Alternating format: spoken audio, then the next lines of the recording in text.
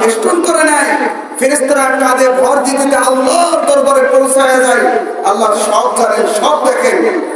এরপরেও বলেন, আমার বান্দারা কি করতেছিল? আল্লাহ তোমার জিকির করতেছিল। আমার বান্দারা কি চাইতেছিল? আল্লাহ জান্নাত চাইতেছিল। আমার বান্দারা কোন জিনিস থেকে পানাহ চাইতেছিল? আল্লাহ জাহান্নাম থেকে পানাহ চাইতেছিল। কি কথা ঠিক কিনা? আমরা কি চাই বলেন? আল্লাহর কাছে জান্নাত চাই। আর কি কোন জিনিস থেকে আশ্রয় চাই বলেন? জাহান্নাম থেকে। কি কথা ঠিক কিনা?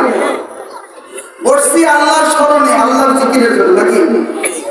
আর জাহান্নাম থেকে মুক্তির আশায় আর জান্নাত পাওয়ার আশায়। কার মহব্বতে? আল্লাহর মহব্বতে। কি কথা ঠিক কিনা?